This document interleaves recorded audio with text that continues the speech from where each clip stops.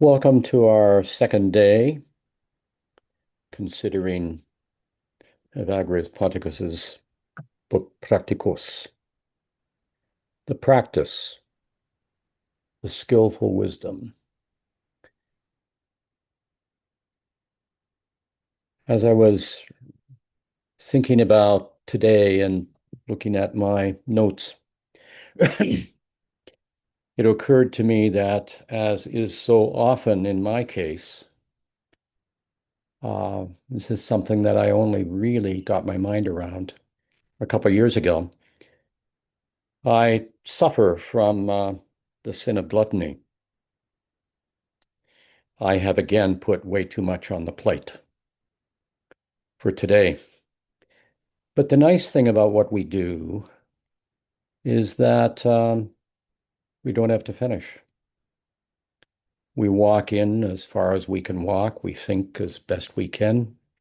We ponder, we listen, and let the flow of things determine where we conclude, at least for today. So I'll say a little bit about Evagrius's mentors, because we all stand in tradition. We all stand on the shoulders of the living faith of the dead. We draw from them, whether we know it or not. And then we will walk into the 8 kinds of evil thoughts, logismoi, a word,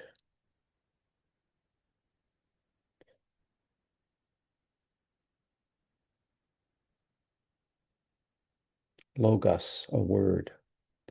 And when that word doesn't speak its heart, but it inclines towards something else. So we'll spend time with chapters 6 through 14.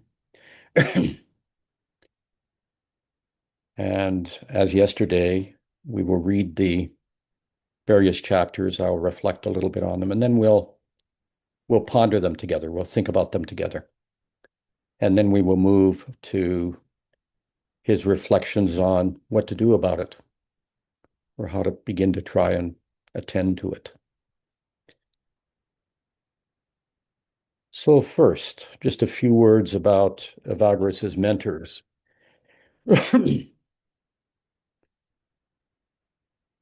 It's really wonderful to think about one's own spiritual fathers and mothers, one's own spiritual friends, whether they're living or whether they're in the eternal, whether they, like Evagrius, passed on hundreds of years ago, but still remain present to us with their word, their living word, or whether they departed yesterday and we feel their presence and their distance, because, as we say, they departed too soon. But in the Christian East, when somebody departs this life, we often say, memory eternal. May we come to remember them, not in terms of the temporal struggles, not in terms of the incidents, but in terms of their logoi, their word that was present in the heart of the Word made flesh.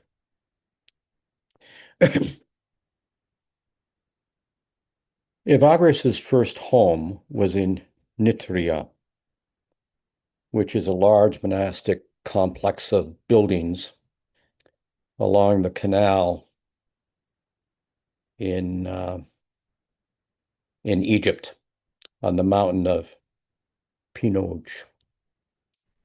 After about 2 years, he withdrew to a more remote settlement in Kelia. in cells. It really means cells. It was about 18 kilometers south of the larger monastery. He lived there until he departed this life in 399.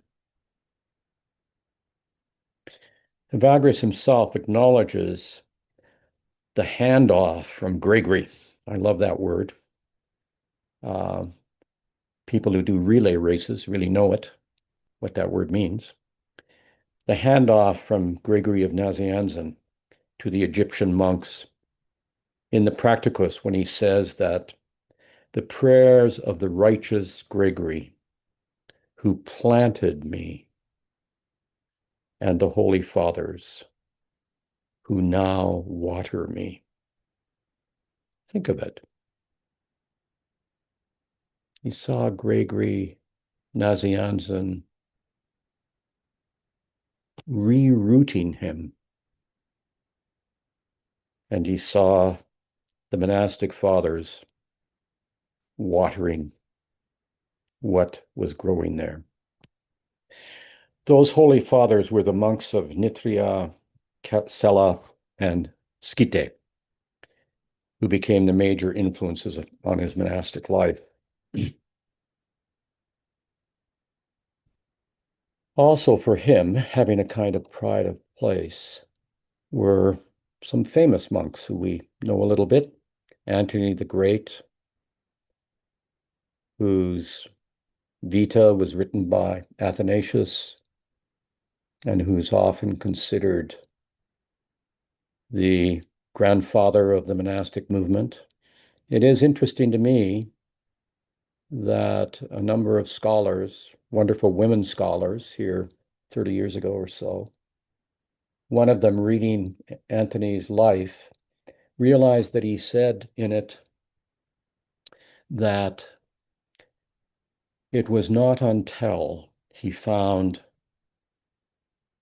a house of holy women where his sister could live that he himself could go to the desert and engage in the struggles for his own healing.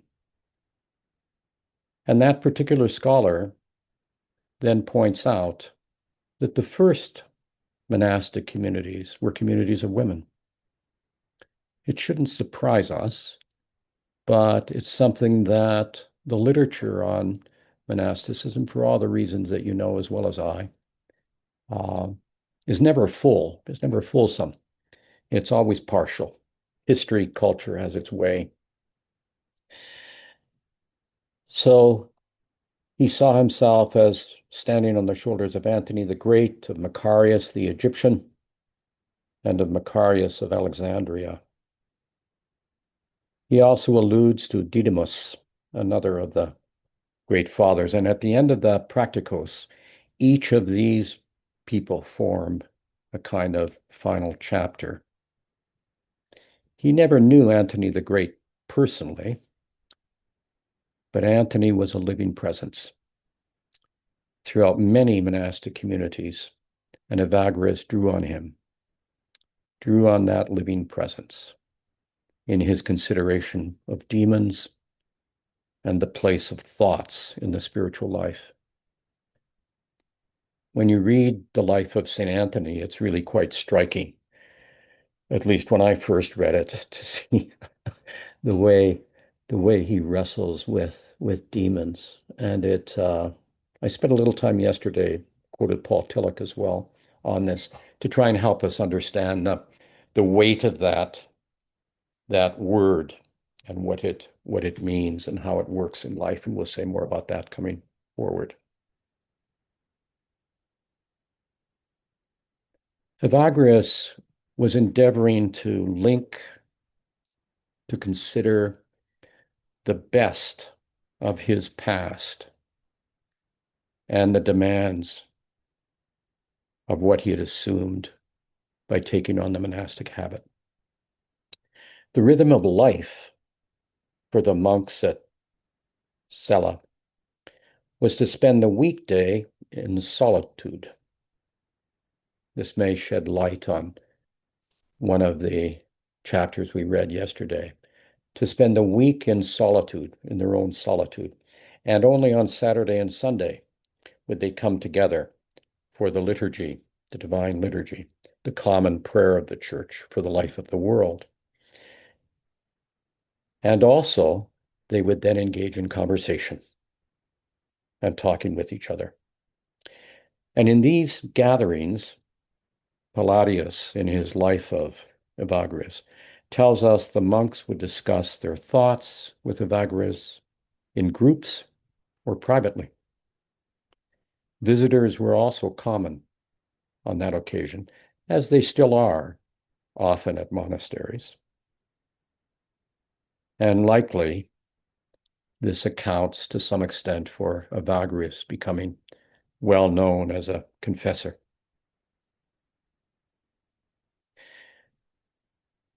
Because he became well known as a confessor, Theophilus of Alexandria, the archbishop, wanted him to become the bishop of Themius, of one of the dioceses. And typical of early monasticism, when this became known to Evagrius, when he got rumors that he was about to be pulled forward, he fled. He fled from Celis in order to foil the archbishop's plans. There is little more dangerous than becoming a bishop.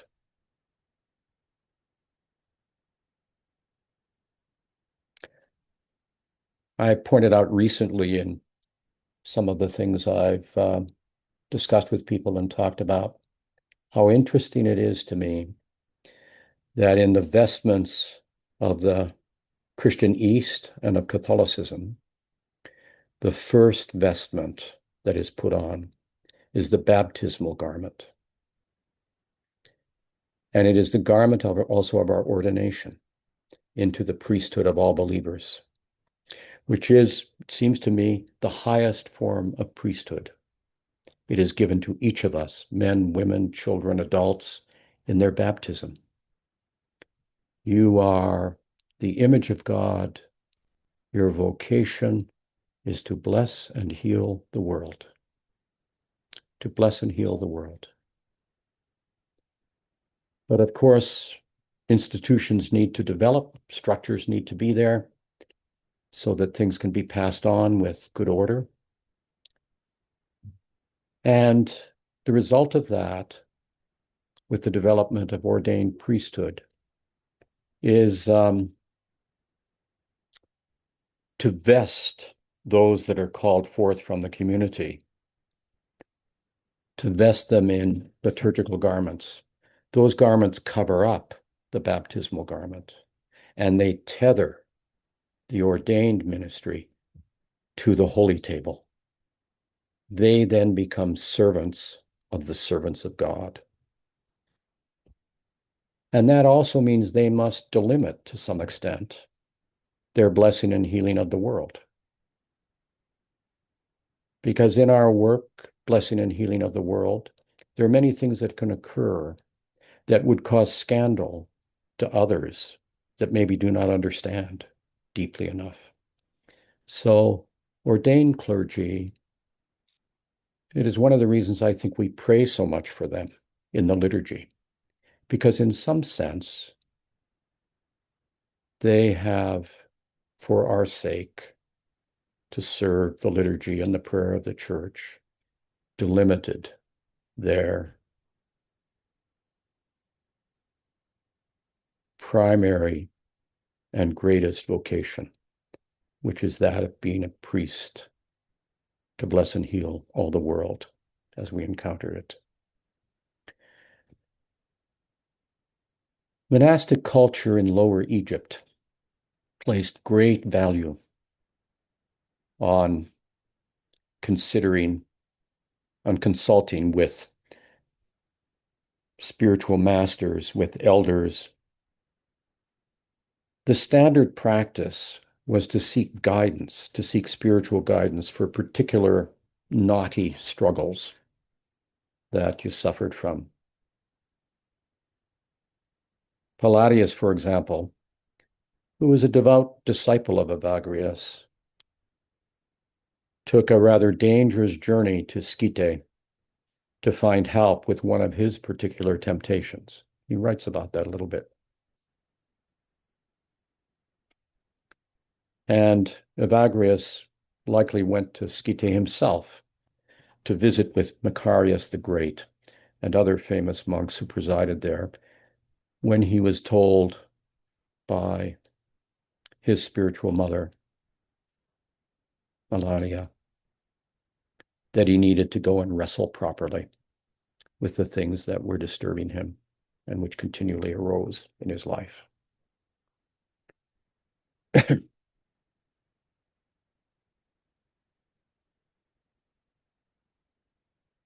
So this section, the 8 kinds of evil thoughts, the 8 capital vices, as they're often called, they're capital in the sense that the mind is deformed. Our self-understanding becomes captive of a way of seeing and a habit of desiring to know that is framed by a passion. So we're going to walk into these and think about them together. So I'll ask Todd, do you have the book handy? Would you read chapter 6? Chapter 6. Page, Let me just get to yeah, it. page 16. Just getting there. This sort of introduces these categories of thought, as he calls them.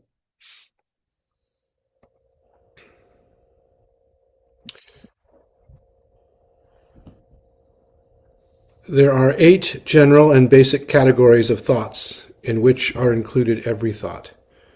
First is that of gluttony, then impurity, avarice, sadness, anger, acedia, vainglory, and last of all, pride. It is not in our power to determine whether we are disturbed by these thoughts, but it is up to us to decide if they are to linger within us or not, and whether or not they are to stir up our passions.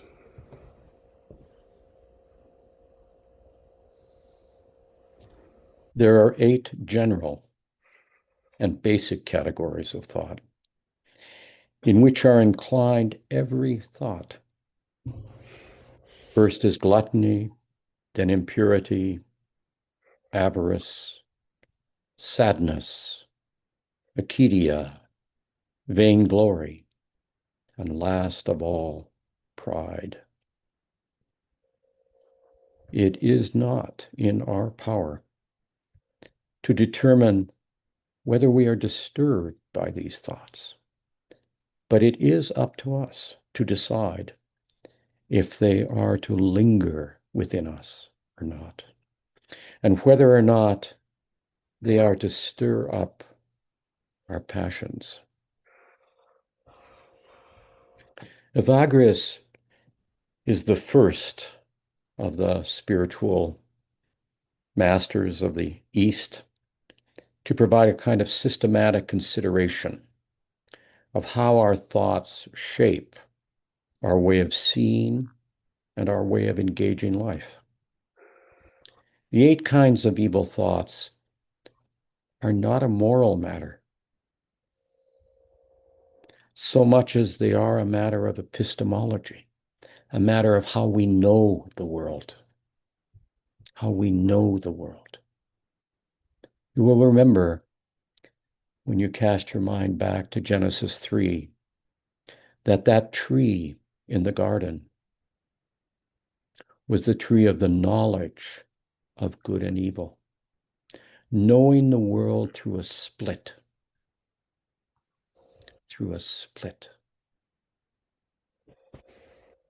W.H. Auden, in one of his great works, talks about how that tree in the garden was a fiction of the evil one. There is only one tree, which is the tree of life.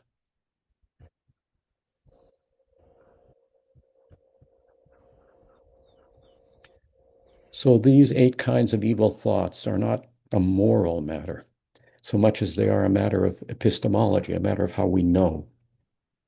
So the logos of our way of knowing life shifts to a logismoi, a warped way of knowing, reframed by a suffering,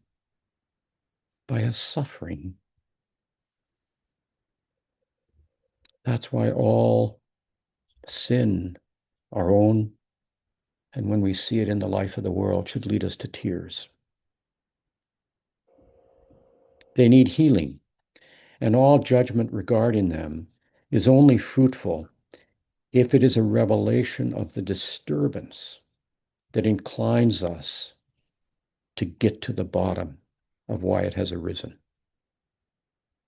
Each of these categories of thought is potentially at work in all our thoughts, including those thoughts that we may consider good. And in fact, those thoughts that are good. We may decide, consciously or unconsciously, to linger on them in ways that cater to an inner suffering. And we do that with thoughts we consider good as well.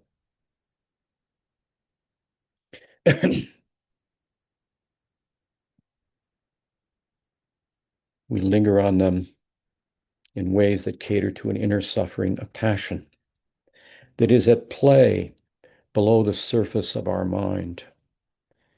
Each of these 8 thoughts may become a habit of mind, a fallback habit, manifesting a root suffering. Or in modern language, with all of its gifts, a kind of neurotic predilection. The word neurotic in Greek has as its root nerve and distress. Sounds familiar. Because they are below the surface, unconscious, they frame our understanding and drive our intention. When they arise, they deprive us of being present to what is and is unfolding in relationship. Our mind is tragically colonized by a projection born of suffering. Evagrius says, we are disturbed by these thoughts. To be disturbed, moved out of singleness of mind, reoriented away from attention to what is, toward what our suffering longs for, an appetite for disturbance.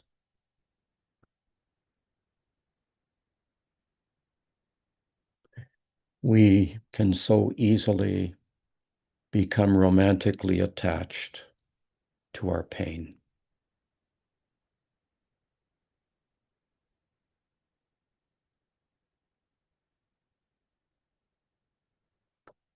I sometimes wonder, and some of you know more about this than I do, I sometimes wonder if in our world today, what Philip Rieff, that interesting, provocative, intellectual, who wrote several interesting books years ago, what Philip Rieff calls the triumph of the therapeutic. And currently, for the last while, the kind of culture of victimization. I've wondered if these have publicly, if they publicly frame a kind of habit of mind that is now on offer through our identity politics, and perhaps foreshorten the pathway to personhood.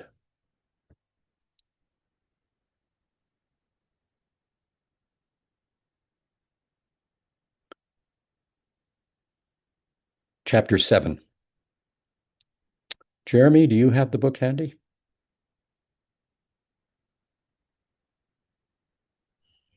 Yes, I do. Would you read chapter 7 for us? Okay. The thought of gluttony suggests to the monk that he give up his ascetic efforts in short order.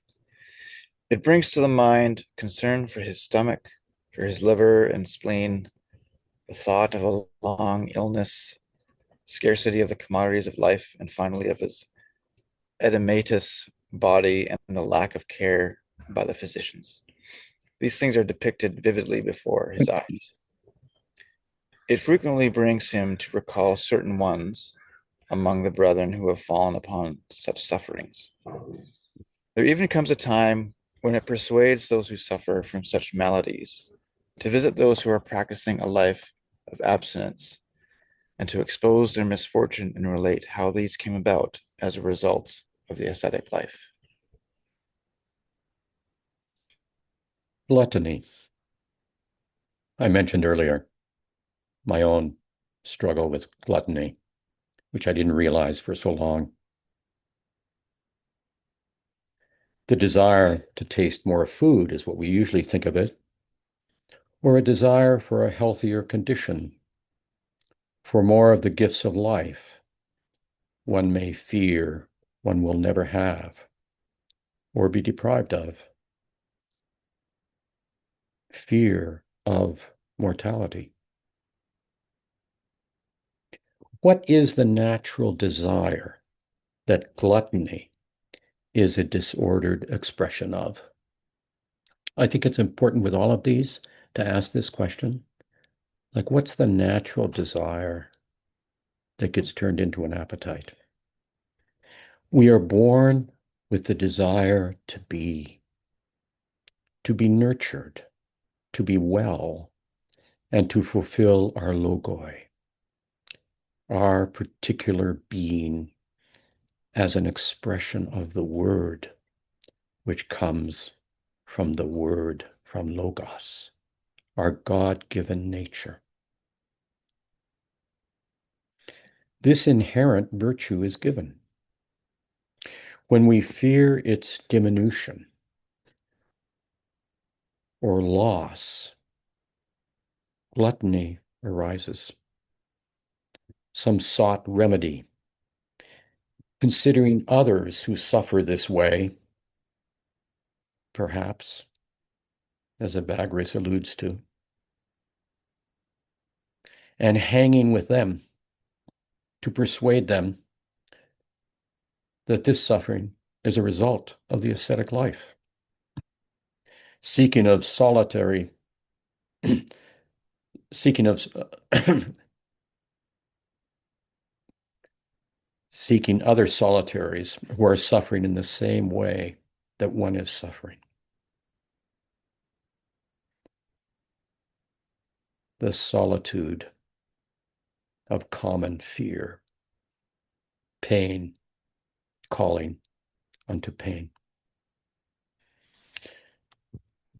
As a young person, I had no firm sense or likelihood of any position that it would also give me a place for my intellectual and spiritual concerns, along with my friend, who I buried here 10 years ago, that we had a 55-year conversation.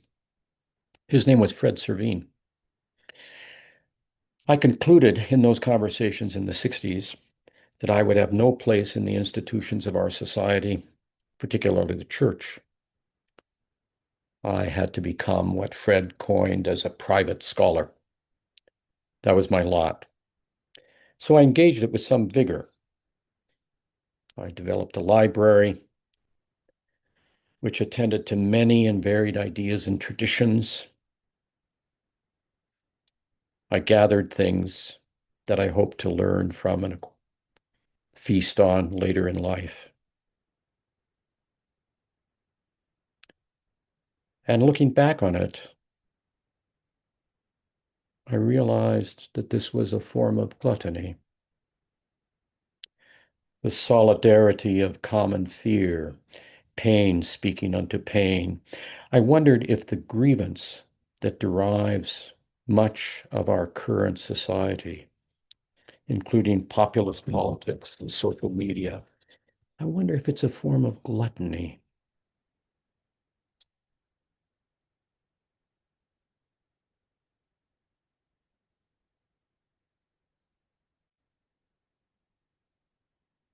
Chapter 8. Sylvie, do you have the book handy? I do. Just Could you read chapter 8 for us? Maybe read it twice. The demon of impurity impels one to lust after bodies. It attacks more strenuously those who practice continence, in the hope that they will give up their practice of the virtue, feeling that they gain nothing by it.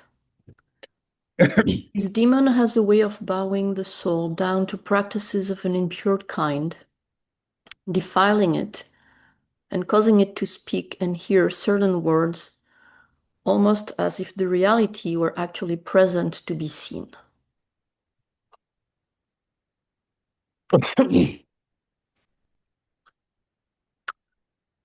The demon. Oh, go ahead, David. No, I'd like you to read it again if you would. Yes. The demon of impurity impels one to lust after bodies. It attacks more strenuously those who practice continence, in the hope that they will give up their practice of the virtue, feeling that they gain nothing by it. This demon has a way of bowing the soul down to practices of an impure kind, defiling it and causing it to speak and hear certain words, almost as if the reality were actually present to be seen. So what is the natural desire that purity is a disordered expression of? Our being is made for and comes to be in communion, as John Zazoulis has so finely articulated in his book, Being as Communion. Purity is the word used for the Greek word hegneia, with its root, moral purity, chastity, undefiled. To be pure is to be holy, whole, as in the Church of Holy Wisdom, the Hagia Sophia. Or purity is from another Greek word, katharos, clean, purified, or provocatively transparent. Transparent. This word is commonly associated with the cleaning process, such as catharsis, leading to a state of holiness. Or the Greek word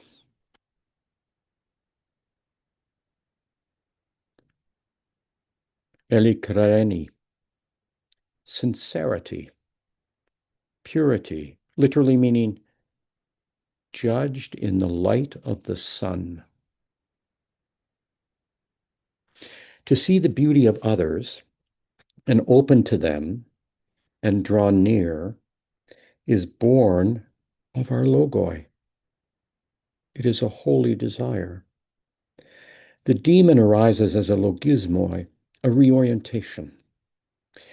from apprehending the beauty of others and their gift of being toward a deemed need born of appetite. In this turning, we reduce others to the gift of creation at their surface appearance, frozen and fixed on an aspect of what we imagine, born of a passion, ignoring the fullness and the unfolding. It is momentary and reductive.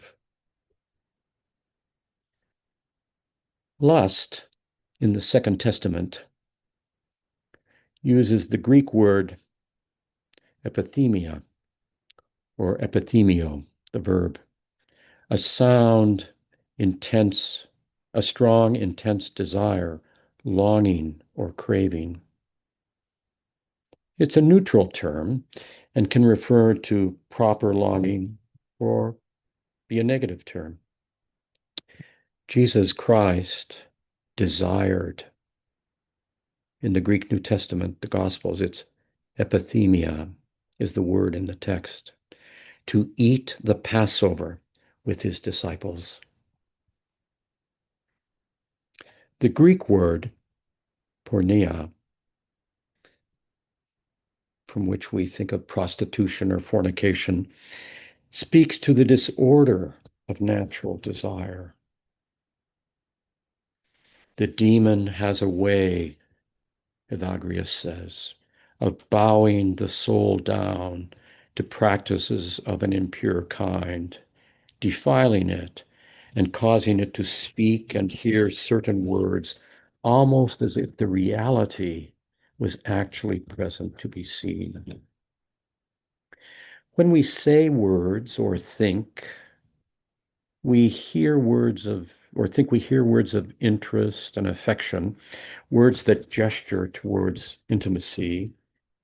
Our natural desire for communion is tempted to overreach and turns into an appetite for more, ignoring the fullness of the other. This occurs any time we have expectations not present in what is unfolding. It presumes that such words or thoughts mean, it presumes what such words and thoughts mean, reframing them through the prism of our presumed need. One may have an appetite for intimacy, the opposite of the desired in the word of the text that Jesus Christ had to eat the Passover with his disciples. The root of this Greek word, epithemia, is themia, which denotes a condition of mind, soul, or emotion. A condition, a disposition.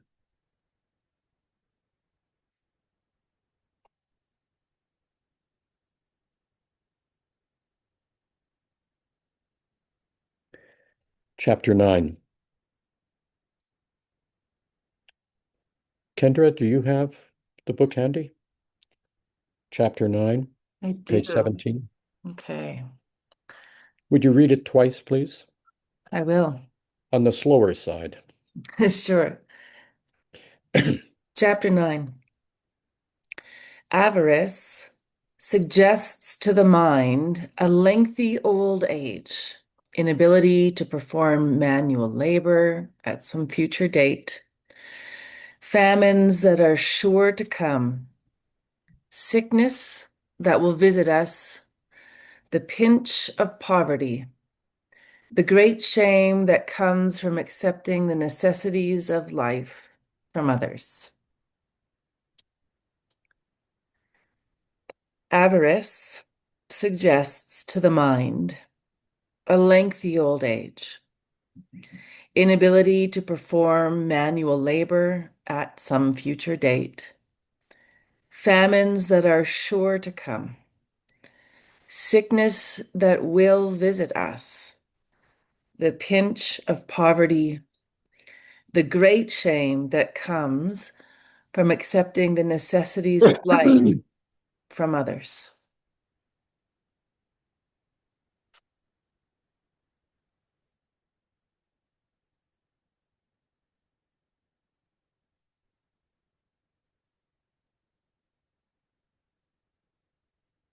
What is the natural desire that avarice is a disordered expression of? Our disposition toward the future is hope, a confidence that all will be well and all manner of things will be well, as Julian of Norwich loved to say. Hope is a theological virtue, a God-given grace. It is, as with all of the three theological virtues, faith, hope, charity, not something that can be cultivated. And that is why its loss is such a deep matter. Just as the demon of avarice speaks to a fractured confidence towards one's personal future, it acts towards others in ways that reduce them to buttress our fear of impotence in the face of what might unfold. Loss of physical capacity, famine, sickness, poverty. How is hope fractured? In early childhood, when a parent does not provide a womb of confidence for their child, but uses the child for some purpose to enhance their own ego as an object of transaction, to ensure their own safety with another parent, perhaps, or another person with whom they have or want a relationship. In all cases, when the child is not held for its own sake, because it is. I wonder if the deepest form of child abuse is when a child is not seen for who they are and used for some external purpose. It's provocative to me that in the mystery of holy baptism, in the liturgy of St. John Chrysostom, it begins with 3 exorcisms. The first is an exorcism from family, the second, an exorcism from tribe, and the third, an exorcism from the tyranny of historical experience. These 3 exorcisms are intended to prepare not the child, but the gathered community to see, emerging from the water, the image of God. That is, the being of a person who is Christ among us, a mystery beyond measure.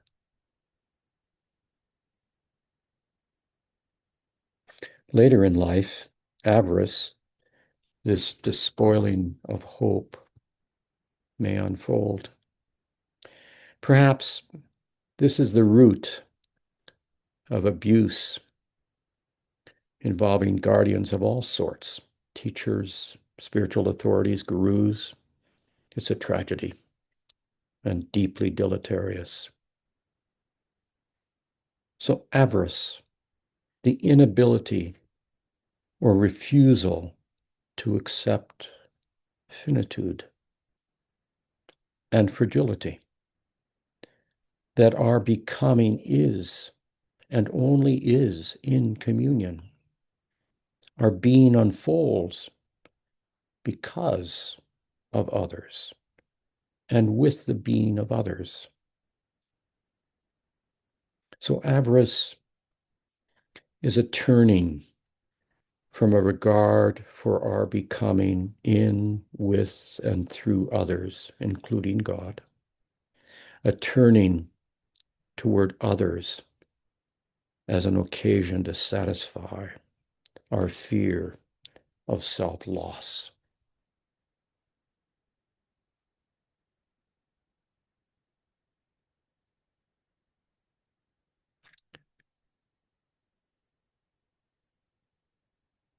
Niels, would you read chapter 10? Certainly.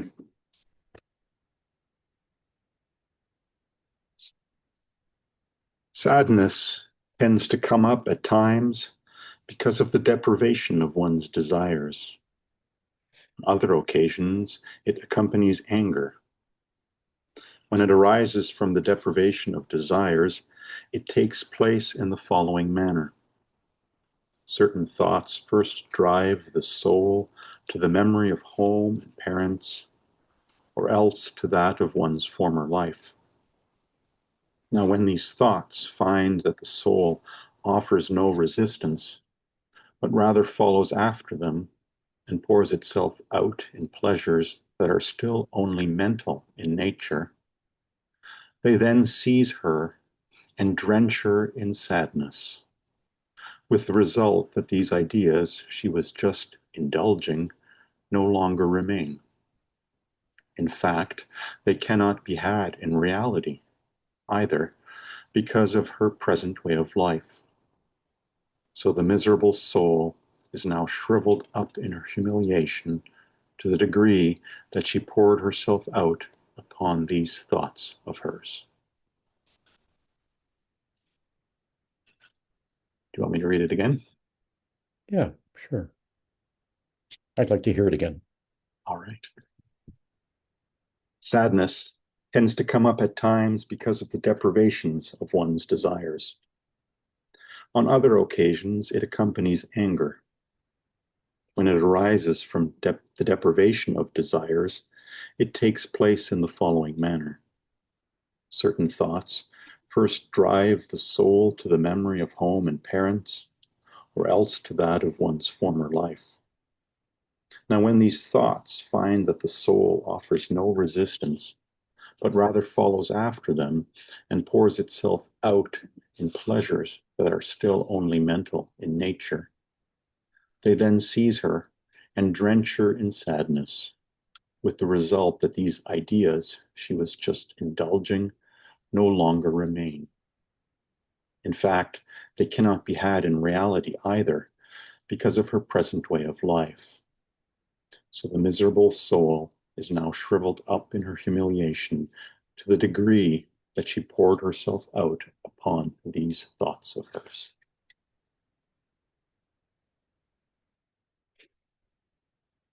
What is the natural desire that sadness is a disordered expression of? Holding past experiences, particularly those of drawing close in affection, is normal and good.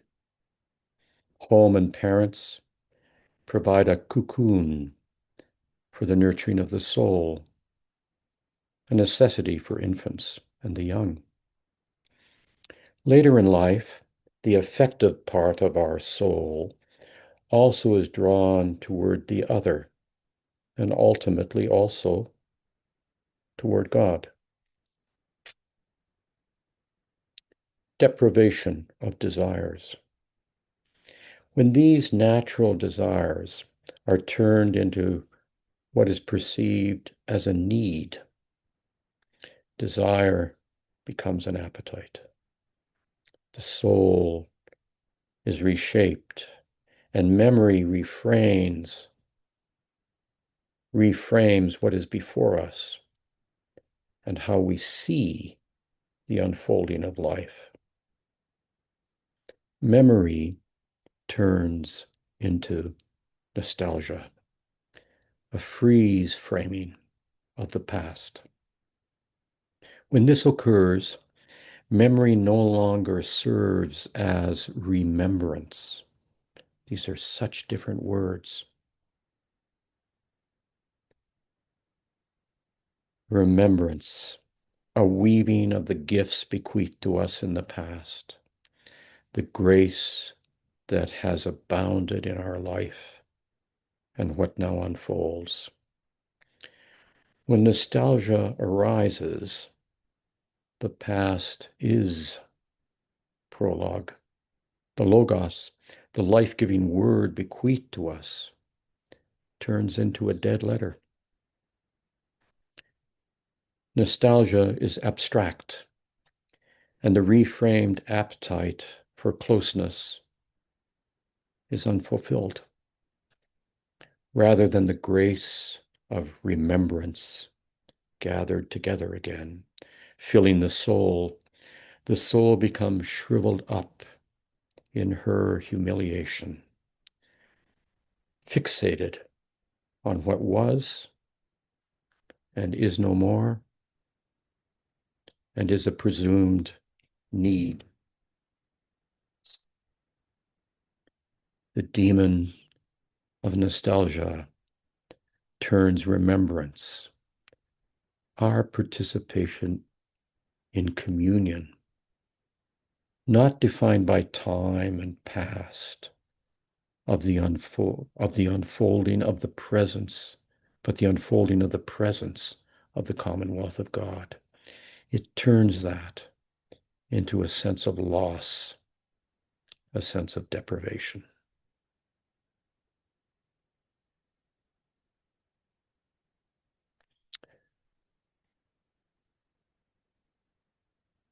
Tara, would you read 11 for us? Chapter 11, page 18. Most fierce passion is anger.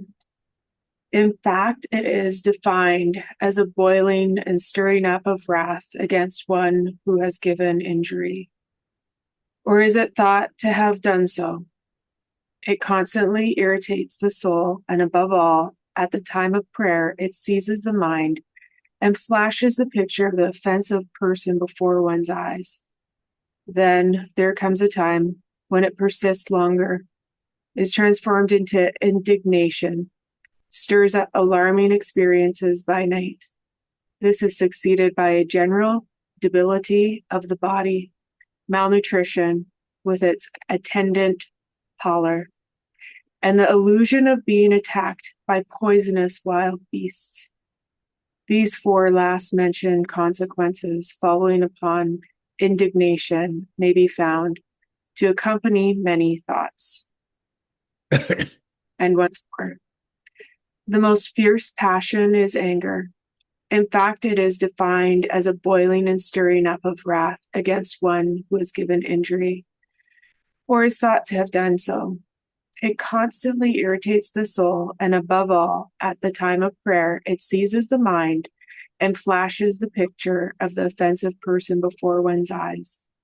Then there comes a time when it persists longer, is transformed into indignation, stirs up alarming experiences by night.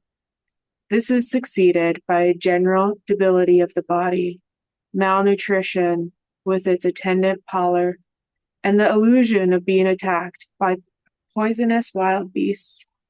These four last mentioned consequences following upon indignation may be found to accompany many thoughts.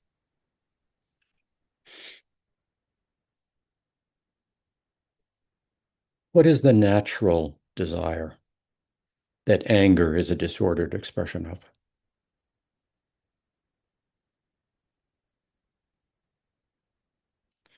It is normal to expect our experience with others to be characterized by a drawing near. When an encounter alienates, and we believe this is the work of the other person, anger arises. Four symptoms surface. Wrath, such a great word, huh? Wrath. Indignation, debility of the body, illusion of being under attack. All four capture one's attention All four of them turn one inward. Fearful one is under assault. It's odd. We think of anger as primarily being an expression outward. But what Evagrius points to is how it is a fundamental turning inward, focus on oneself. The thought of the offending one dominates the mind, even in prayer, perhaps even primarily in prayer. I wonder about that. One is fixated on being a victim, at the mercy of the other person. And then we're no longer able to draw near, no longer able to dwell or regard the other unperturbed. A split mind characterizes us when we see ourselves as a victim of the other.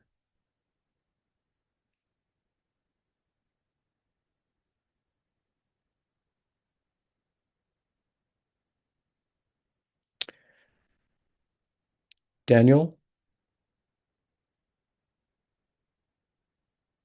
would you read chapter 12 for us? Sort of slowly. It's tough. It's a tough one, as if they all weren't. I would really love, Jacqueline, to have your daughter read one for us. Is that possible?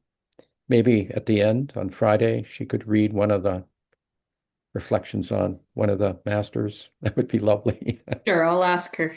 Okay, thank you. Daniel, 12. Would you pronounce acedia? How do you say that? You can say it that way. I say Acedia, but you know. Acedia. Okay. The demon of Acedia, also called the noonday demon, is the one that causes the most serious trouble of all. He presses his attack upon the monk about the 4th hour and besieges the soul until the 8th hour. First of all, he makes it seem that the sun barely moves, if at all, and that the day is 50 hours long. Then he constrains the monk to look constantly out the windows, to walk outside the cell, to gaze carefully at the sun to determine how far it stands from the 9th hour, to look now this way and now that, to see if perhaps one of the brethren appears from his cell. Then too he instills in the heart of the monk a hatred for the place, a hatred for his very life itself, a hatred for manual labor. He leads him to reflect that charity has departed from among the brethren, that there is no one to give encouragement. Should there be someone at this period who happens to offend him in some way or another, this too the demon uses to contribute further to his hatred. The demon drives him along to desire other sites where he can more easily procure life's necessities, more readily find work, and make a real success of himself. He goes on to suggest that, after all, it is not the place that is the basis of pleasing the Lord. God is to be adored everywhere. He joins to these reflections the memory of his dear ones and of his former way of life. He depicts life stretching out for a long period of time and brings before the mind's eye the toil of the ascetic struggle, and, as the saying has it, leaves no leaf unturned to induce the monk to forsake his cell and drop out of the fight. No other demon follows close upon the heels of this one when he is defeated, but only a state of deep peace and inexpressible delight arise out of this struggle.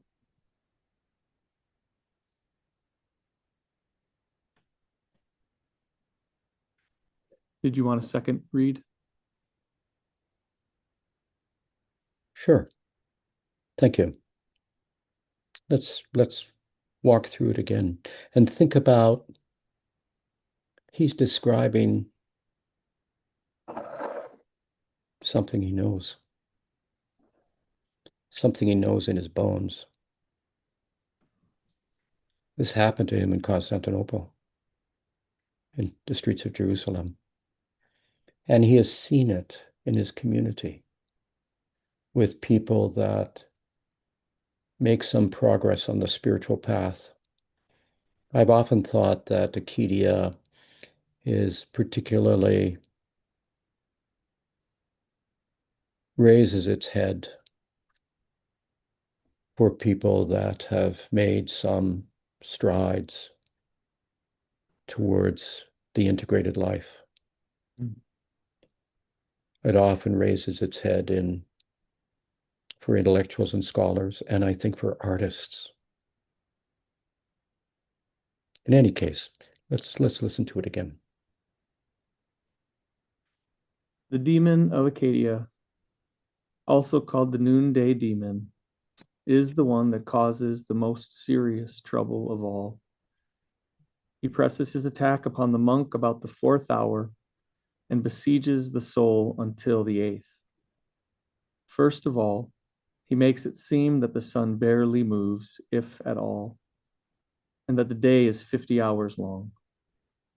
Then he constrains the monk to look constantly out the windows, to walk outside the cell, to gaze carefully at the sun to determine how far it stands from the 9th hour, to look now this way and now that, to see if perhaps one of the brethren appears from his cell.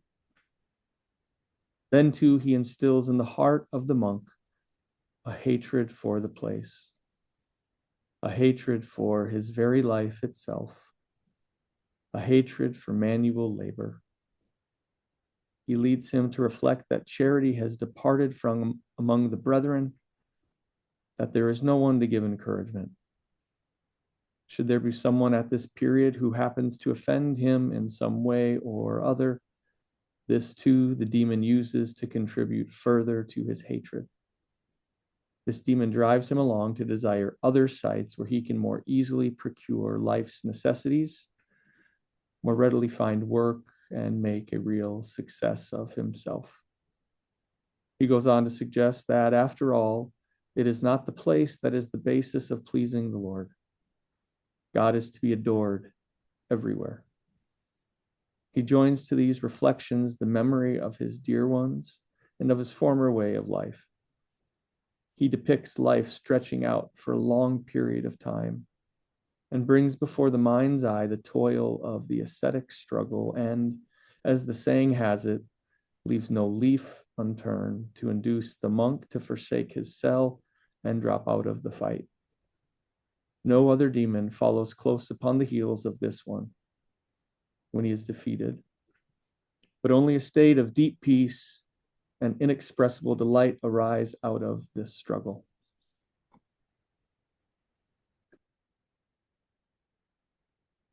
What is the natural desire that Acedia is a disordered expression of? We're made for the encounter with others and for the life of the world. We are a logoi, made for this encounter, a logoi drawn toward a new word arising in the countenance of others and all that the day brings us. To engage and draw near to what unfolds beyond our inner life is a good. We're made for the life of the world and the blessing and healing that seeks to be born. Can this become an appetite, a disordered desire, a demonic possession? Acedia is to be possessed by what may be arising.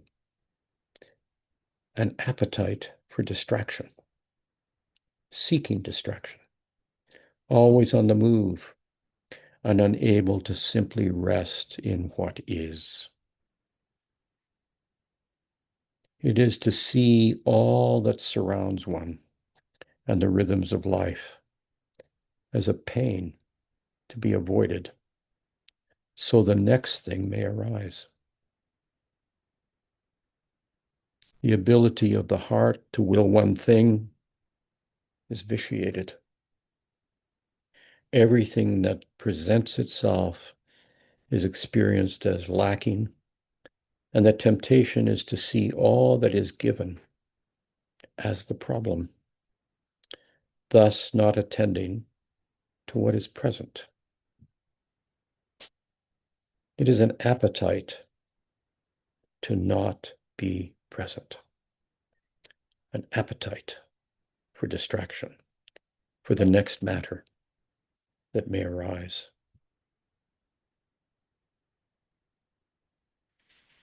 One is possessed by seeking distraction, so presence cannot arrive. This often led monks to leave and go to other monasteries, seeking other masters, other ways of avoiding the inner life and what was already present and filling all things.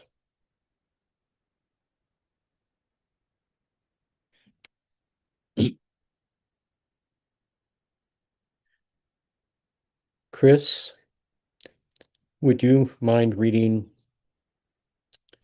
chapter 13? Sure. The spirit of vainglory is most subtle, and it readily grows up in the souls of those who practice virtue. It leads them to desire to make their struggles known publicly, to hunt after the praise of men. This in turn leads to their illusory healing of women, or to their hearing fancied sounds as the cries of the demons, crowds of people who touch their clothes. This demon predicts, besides, that they will attain to the priesthood. It has men knocking at the door, seeking audience with them. If the monk does not willingly yield to their request, he is bound and led away. When in this way he is carried aloft by vain hope, the demon vanishes, and the monk is left to be tempted by the demon of pride or of sadness, who brings upon him thoughts opposed to his hopes.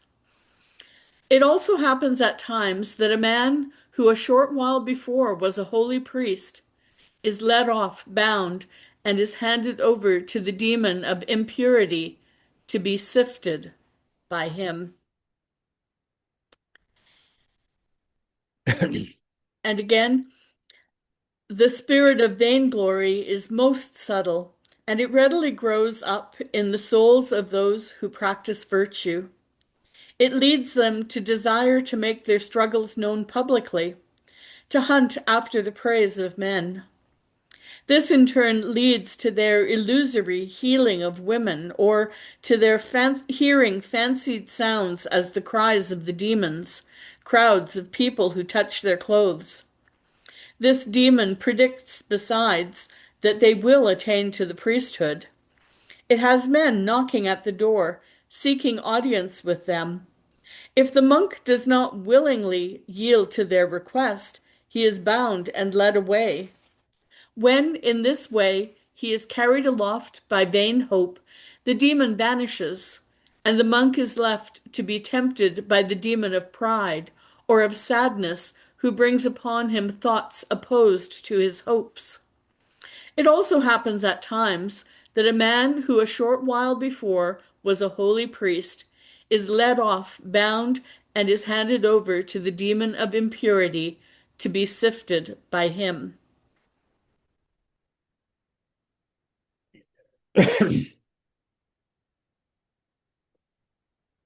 What is the natural desire that vainglory is a disorder of? Virtue is a natural desire. One's excellence, the excellence that one has been given. It's a natural desire to cultivate and live out the excellence, the arete of your created being is a good. Virtue also offers a taste of the glory of the presence of the commonwealth of God. The struggle toward virtue, alas, may awaken the temptation to see the struggle itself as a virtue, something to be proud of. When we make strides in virtue, particularly in manifest goods, recognized by our precious institutions as marks of holiness, we're tempted to see our struggle and the manifest goods as deserving of recognition by others. This is why holy orders was eschewed by the monastic tradition, why it was seen as so dangerous.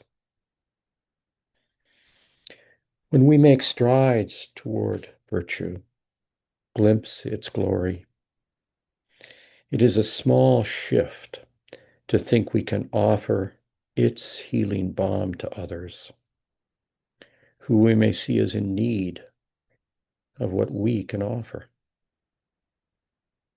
The illusion is that virtue is something that we have cultivated, a gift and disposition we possess. If this is reinforced through the accolades of others, we begin to fantasize about who we are. We may even see our virtue as requiring public recognition, new status, such as priesthood, teacher, wise person, an appetite forms. Craving adulation easily lays hold in the early steps toward virtue, and a hope arises that we are who we think we are, or who others think we are. Our personhood falls into the trap of identity.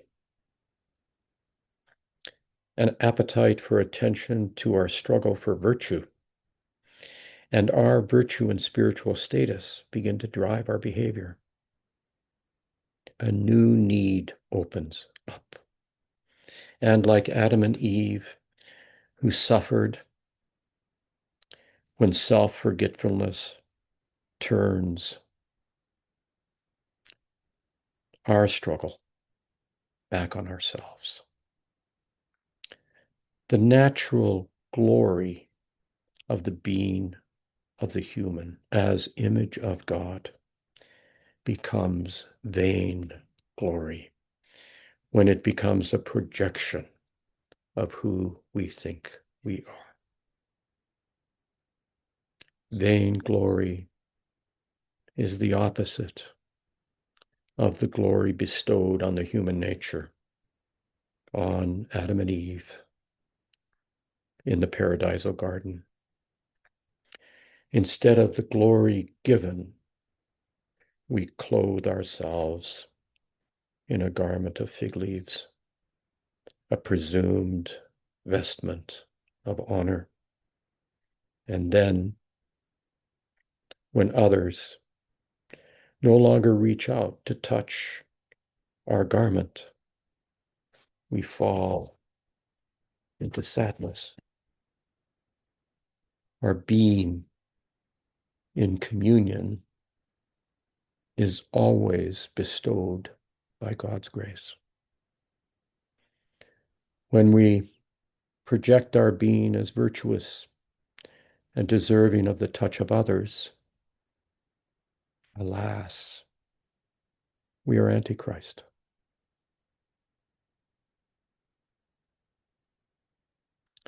the goods and gifts we have come to recognize and take pride in become the location of our deepest disorder.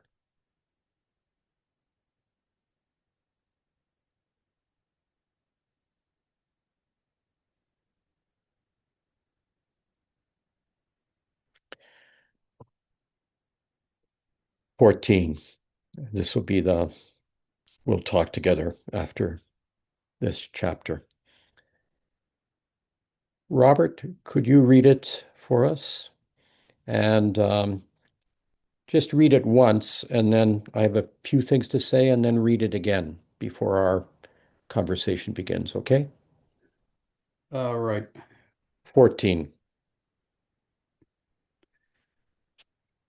The demon of pride is the cause of the most damaging fall for the soul,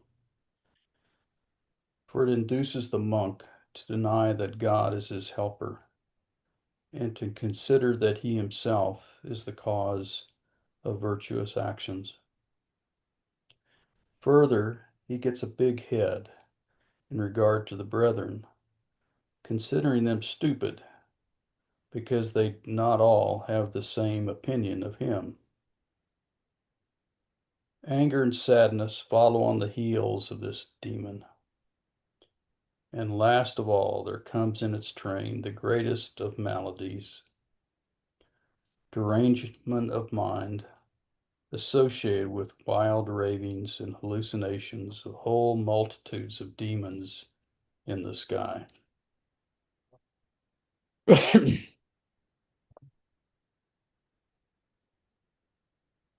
What is the natural desire that pride is a disorder of?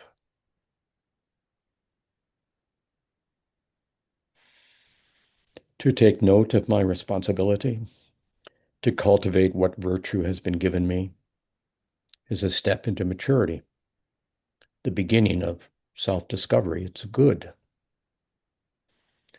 Perhaps it is even to glimpse the image of God one is in one's nature.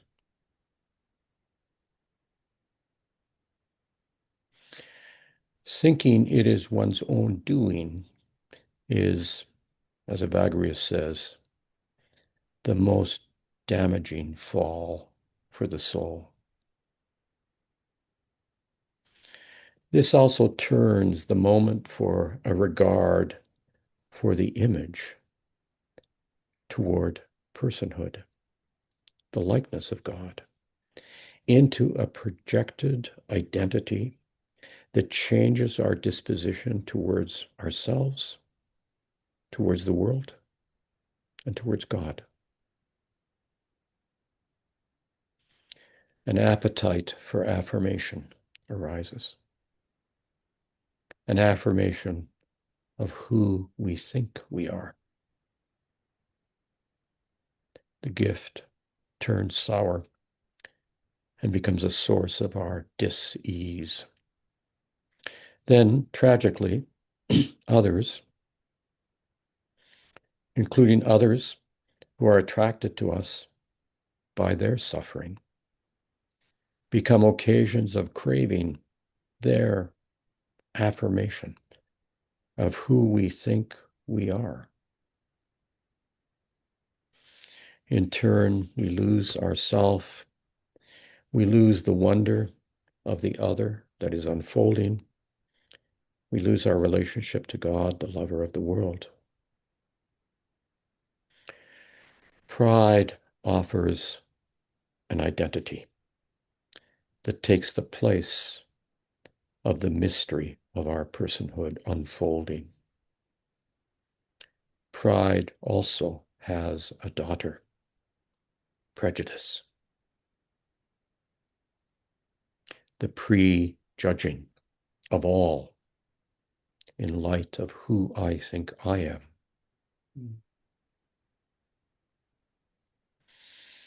Idolatry is the simple shift of what is good and virtuous into a need for adulation.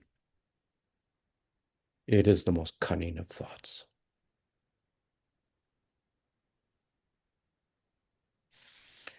Would you read 14 again for us, Robert?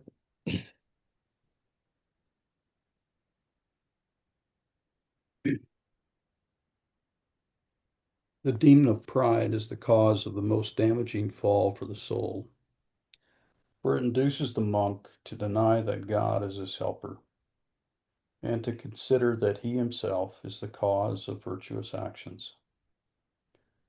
Further, he gets a big head in regard to the brethren, considering them stupid, because they do not all have this same opinion of him. Anger and sadness follow on the heels of this demon. And last of all, there comes in its train the greatest of maladies, derangement of mind, associated with wild ravings and hallucinations of whole multitudes of demons in the sky. Thank you. Well, let's think together about what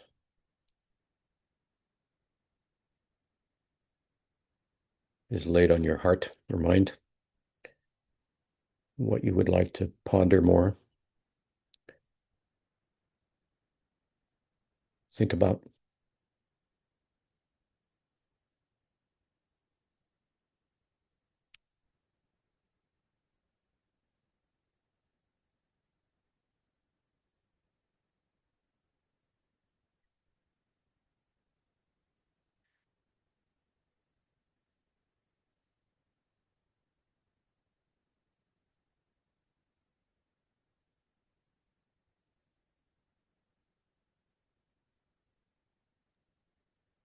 Just to return to the last lines of the last reading, and looking back at you immediately, David,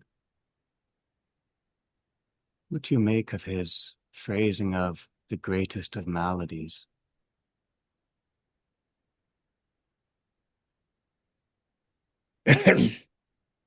Derangement of mind, fair enough, disordering as you also put it, associated with wild ravings. What does that mean? And hallucinations of whole multitudes of demons in the sky. What does that mean? What are you hearing?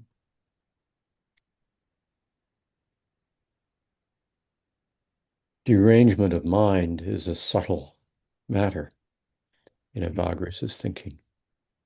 Mind, intelligence, our nous, the eye of the soul. All of this is about derangement of mind. That is, when the mind is not ranging in its proper way. When the passionate parts of our soul, the irascible, that can be irascible, when the appetitive parts, all of which are good, all of which are gifts from God,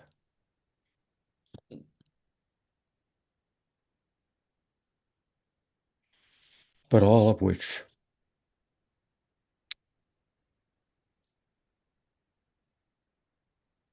can become deranged because of a suffering we have,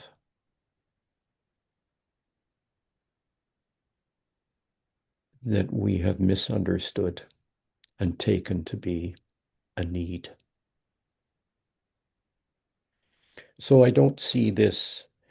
I mean, my mind, when I first read it, went to a few of the monasteries I've been in, where I have seen some extreme forms of behavior.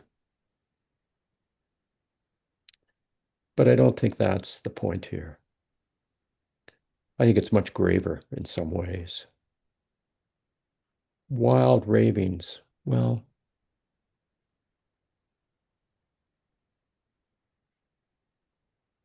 when one is angry, even in a modest way, it is a despoiling of relationship. It is, at best, of course, it is a kind of revelation. You should see what you're doing and recognize that something's wrong.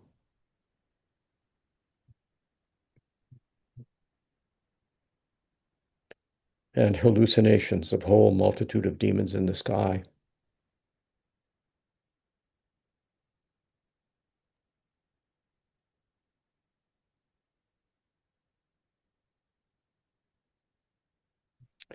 The task is not to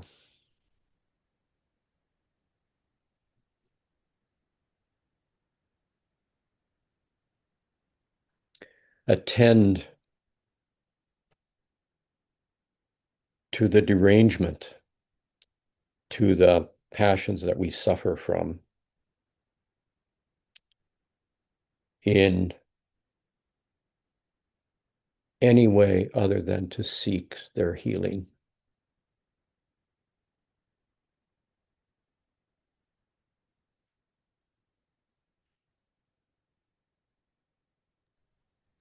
I remember maybe when we were studying Gregory of Nyssa, somebody had asked the connection, and I can't remember if it was Greek or Latin, between image and imagination. And what I remember is that they're not connected. So if I'm wrong, tell me. But I'm thinking about what we conjure because of these raw spots and injuries inside of us. Call them attachment injuries sometimes in my world. These broken views of self, the false self, the tape that plays inside of our head, all these things. But the conjuring of what we conjure to present to the world based on the imagination and the fantasy, that line, the demons in the sky. Well, I hear how these sweep us away from our gravity. And what I've been really thinking about as we go through this is very poignant. This is like, deep therapy right now for me, listening to all of this, being with all of this with you all. I keep thinking about confession. You're using the word communion, David, and I was thinking about it because there's clergy here, and then I thought, well, people do a lot of confession with me. And what dawned on me when I put it in my office was how many times somebody comes in and they've never shared something and they've never phrased the trauma as trauma. Like these experiences, these internal experiences are such trauma. The Satan inside of our brain gets wired by harms done to us or harms we've done to others. And I think it was really important that you use the word Antichrist when you were talking about how our hidden or our secret pains become, our God. And then Antichrist. Anyhow, lots of thoughts. But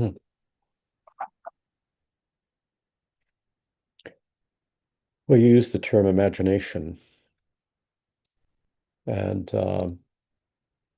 just a little coda on this. Evagrius is talking a lot about memory and about imagination. These are two aspects of our mind, which, well, I don't know, seem to me to be pretty peculiar to human beings, the particular dimension of the human mind. Because we have memory, we can be captives of nostalgia. We can live our life out of the loss of something or out of a pain caused in the past. It's extraordinary. I am particularly struck by how much nostalgia there is towards pain in human beings. They've somehow been captured by the feeling of pain to give them a sense of reality. My, oh my. And then the other part of the human mind is we can imagine the ideal. We can imagine what ought to be. And whole cultures, whole civilizations do this.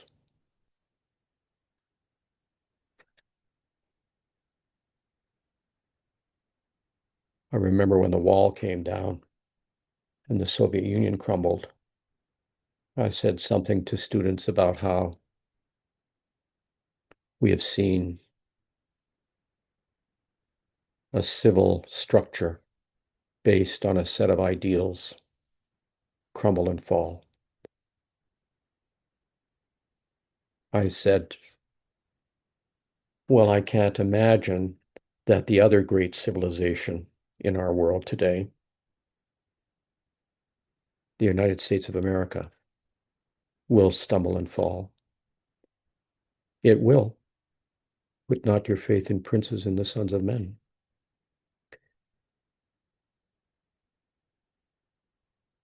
So there is a gift in memory. There is a huge gift in imagination,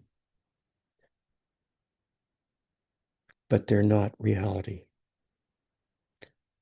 Imagination are ideals.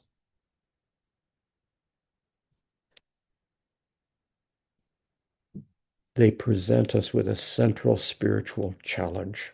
And that's what I think this tradition is all about. It's absolutely at the center of this tradition of monastic thinking. And I think it's at the very center of the Christian tradition. How to be present now, as the shepherds said in the gospel narrative. How to be present now is the reason I follow this star. It's not that memory or imagination, they are gifts of the human mind. But they present us with a challenge on how to be present to what is. So that seems to me to be why at the center of Christian worship is a gathering up of the world. At the center is that culmination which leads us into the presence, which says to us, take, eat. This is my body, my blood, broken for you. To be present to the life of the world is the hardest thing. It seems to me the hardest thing we as human beings have to do. And the disciplines of prayer and fasting, the kind of understanding that Evagrius is gesturing towards, that we are invited to, the gatherings that we do with each other, our conversations to understand. All of these are intended to that kind of healing that makes it possible for us to understand ourselves, to understand the world, to be present to the world and to the mystery of all that is, the present to God, in a way that transfigures. We'll speak about this more later this week, that transfigures the temporal, that helps us see that these struggles are not the end. that they can offer us revelatory light so that we can arise and engage what is given with the grace that holds it together. So memory and imagination, and how to be present, given those gifts.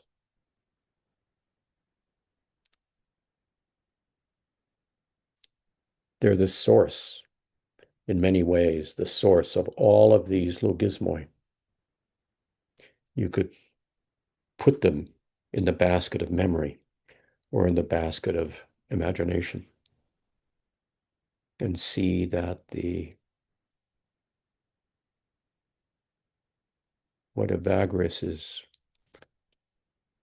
has learned and is trying to help us with, I think, is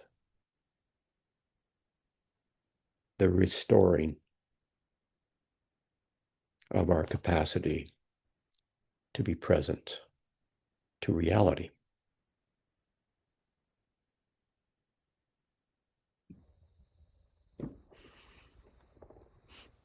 I've been thinking yesterday and today about background you gave and some of his early struggles, like you mentioned vainglory and his fashion sense and such. And then as someone who's like made a living in church work and such, pastoral work, I've kind of carried this sorrow through some of the conversation because I've been thinking about how the passions show up in religious community or in like the community of solitaries, and that there's this deep consideration that he takes up with these passions in that he did. He didn't move away from them when he made this move, and then. So an example of that would be vainglory, how the move to religious community, when there's distortion there, actually kind of deifies the passions and the demons. So you turn something like the battle against vainglory into this virtue, and then the religious community at times celebrates one another for this battle. So like how this would show up as a pastor, I would see, I would fail to be able to, or to be open to encounter the other, because a person in the church might come and not explicitly, but it was there, ask me as a pastor or something to celebrate their struggle. And because of my own lack of self-knowledge or depth, I would do that. You can build a church on that even. And then none of us have seen one another. But it does work to build something. So it's not to like blame them, because I could even feel a love for them at the time. But I would kind of feel like, I think what they want me to do is this. And the temptation would be to do it. And we wouldn't see each other. So anyway, I've kind of carried that sorrow as I'm listening.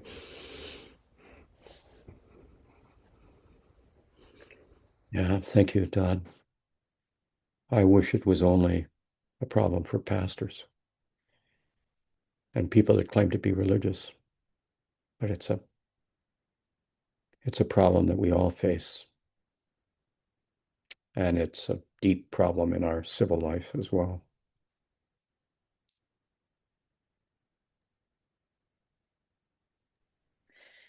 David, I found myself wondering if there's any significance to the order in which these logismoi are presented. It's feeling like from least serious to most serious, but I was wondering if there's an intention to that. Yeah, that's interesting. I mean, my own initial sense is that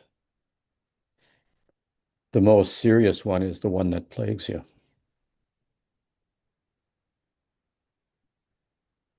The one that has colonized your mind. But as we'll hear in the next day or two, he also talks about how these dance together. And also how sometimes one can use one against the other for some insight. So I don't think I mean, there is, one of the great gifts of the Western lung, as I like to call it, as opposed to the Eastern lung of Roman Catholicism, is that it has done a lot of work on sin, on the ways of missing the mark. And because it's Roman, it also has tended to create hierarchies associated with them. So I don't know. I'm in no position to. I don't mean to critique this, but only to say that in the Christian East, that's not the habit of mind. It's more like what I sent to you, which I titled The Geography of the Soul. That is the way in which these three faculties, as they're often called, of the soul, of the psyche, the way in which they will be at play in any person's life at any given time. And the challenge is to be aware of it. Watchfulness, as Evagrius calls it, nepsis. See how it arises, how it relates to other things, and seek its healing. It's also, I think I go back to this matter of early on in today's consideration that the 8 logismoi, the problem is not a moral one in the usual sense of that word. It's an epistemological one, that $3 word, which simply means how you know it. So let me just illustrate briefly. When we look at Genesis 3, which is, we've had the creation narrative. God has created, separated, created all that is. And then it says that Adonai, blessed be he, doesn't want to be alone. Takes the soil and creates Adama, from the ground and breathes life. And then in the narrative is one about how creation is for communion. It's for relationship. It's for walking in the cool of the garden, talking together. Being in communion. And then we read that one creation story in that text, which is not created by God, which is how does death come to be? And death in the Bible, in the Hebrew Bible, in the Gospels, in our tradition, death and dying, death and finitude are not the same thing. The early church fathers were fond of saying that even if sin had not occurred, even if the fall had not occurred, human beings would be mortal. They would die, but they would not taste of death. Our finitude is given. Only God is eternal. Our tradition says, to the degree that we are also one with God, we share in that. That's called communing love, which is eternal, not defined by time. But in that narrative, you know the narrative.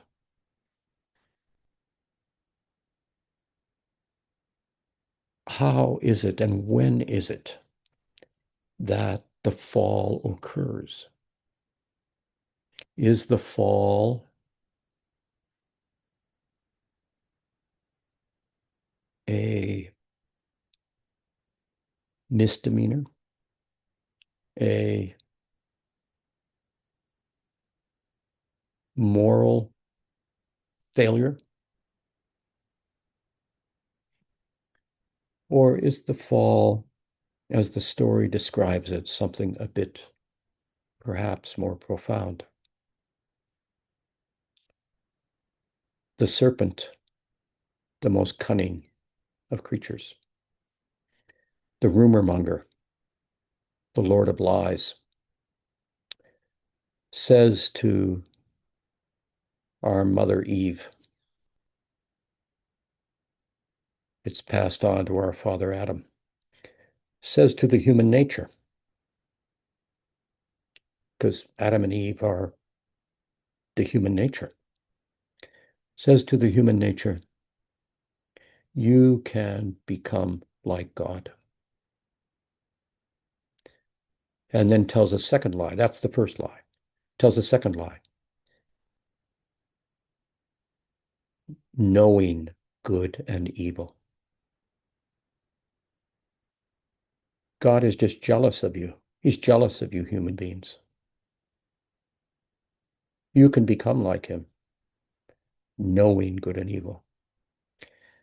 The only way we can accept that temptation, because that's not a historical matter. It's not that it occurred on a Tuesday afternoon. It occurs in every human heart every day. It occurs in every human heart every day. You can only accept the temptation if you have forgotten you are the image of God. If you think you need to become something, need, that you are not fully yourself. You are not fully made human by God. And then there's the second lie, knowing good and evil, eating of the tree of the split, as opposed to being in the shade of the tree of life, the tree of presence.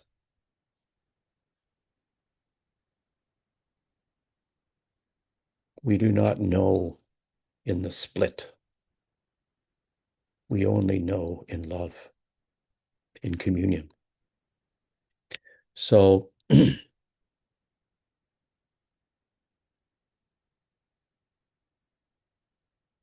there is only one sin, if I can say it this way. And that sin has three faces to it. The first face is self-forgetfulness. No longer dwelling in your being as the image of God. When that occurs, you no longer know the world. You see the world as the sea of trial, disappointment, trauma, alienation. Everything that's described in that text. Pain. And when God calls out to us Where have you gone? Where have you gone? And we say, I have hid myself because I am ashamed.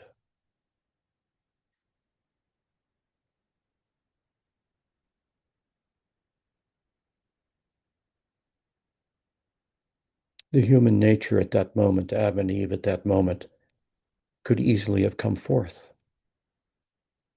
and said, oh, we were deceived. I forgot.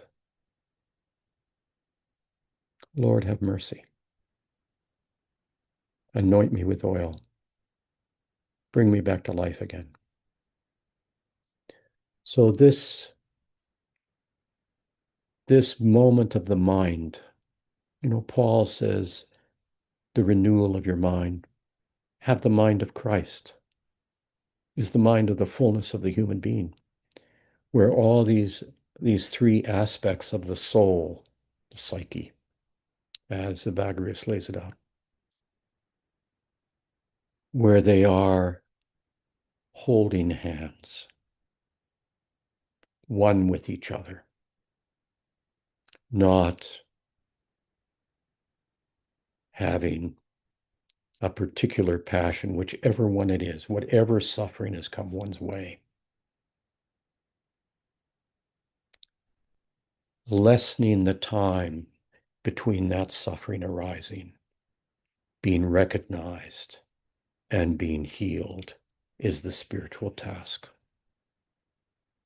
Becoming whole, because we are whole, being restored is what's on offer.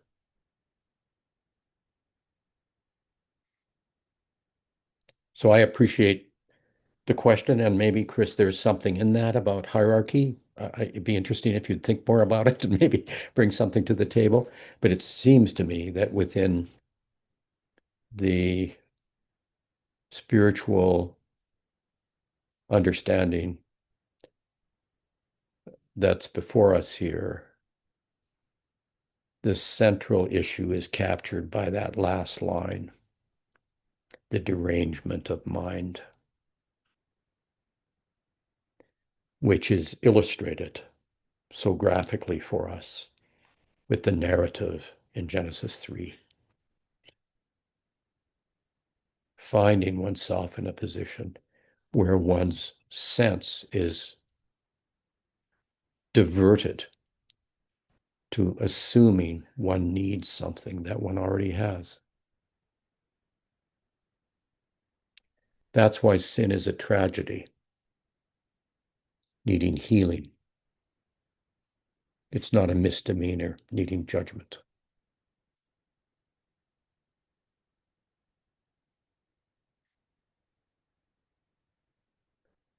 But others may have things to say about this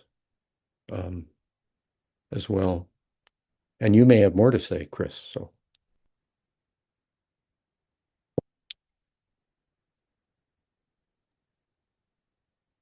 Thank God we have time. Sylvie, is your thought still with you? Thank you. Well, it will maybe start again a conversation about that maybe very Western way of looking at things, but the choice of words in the 8 logismoi shows some sort of a hierarchy, it feels to me. Because there is a movement from the first few ones are suggesting, impelling, they're a possibility, and then the verbs are changing into the subsequent ones are described as how they seem to set root. And then the last few ones, the verbs are pointing to what it causes and how it grows and the cause and effect, like if it was describing a spiraling process. And so I don't know if it's a matter of translation, maybe someone with a Western mind has tried to put in that sequence a logical processing, or if it's really the choice of Evagrius in terms of how this movement is growing in us.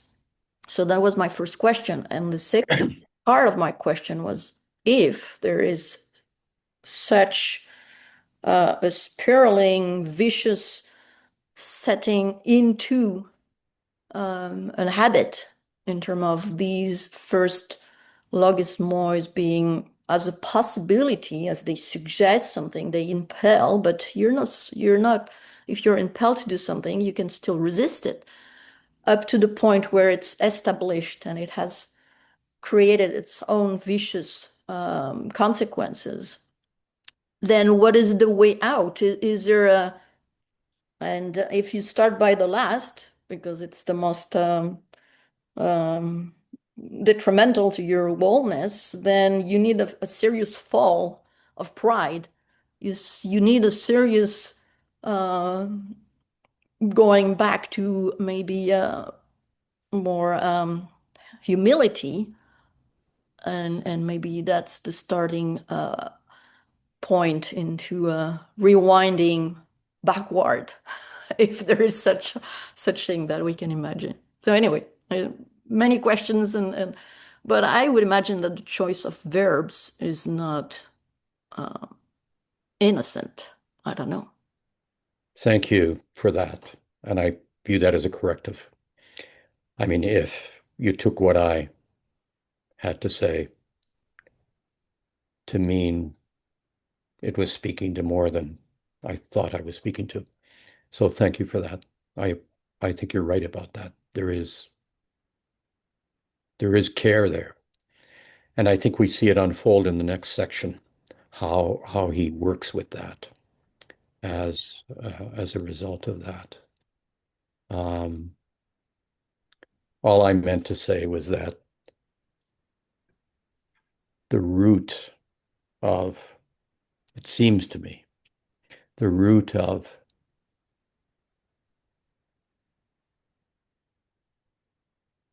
the challenge for the human mind is at its most elemental level, one in which memory and imagination, with their gifts, present us with a challenge for how to be actually present. And Evagrius is ushering us into a world of knowledge about the various ways this becomes disordered. So I guess I would put it this way, Sylvie, that and also Chris, it's a diagnosis of conditions, of multiple conditions, as opposed to a hierarchy of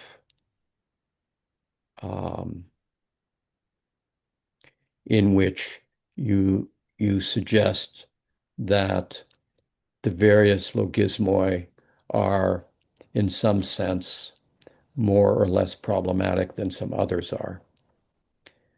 When a doctor diagnoses a condition, there is rarely a condition. There's multiple ones that are at work. It may be that some are graver than others at a particular moment and need to be dealt with. So I don't know if that helps, but I think Evagrius is, in this sense, he's the spiritual doctor. I liked what you said about the most serious one is the one that you currently happen to be dealing with. Yeah, Um, and I would love to share a quote that came to mind when we were chapter 6 at the end, where it talks about it's not in our power to determine whether we are disturbed by these thoughts, but it is up to us to decide if they are to linger within us or not, and whether or not they are to stir up our passions. What just fell in my mind was something that a quote that I learned years and years ago, and I think it might have been attributed to Luther, but I'm not sure. we can't prevent the birds of the sky from flying overhead, but we can prevent them from making nests in our hair.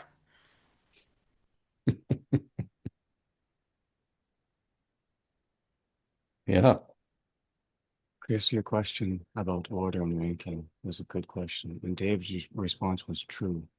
And Sylvie's response was also true. There is relation, but there's no abstract schema or necessary sequence. And as David says, what presses upon us is what we... And I love that actually, Chris, you brought that up at the end. I was going to mention that if there was more time. He's just talking about response, and our response cannot be passionate. That's what he's saying. But we enter into his words of response tomorrow, I suppose, with our next reading. So let's hold these matters in mind and draw to a close here. Thank you for all your thoughts.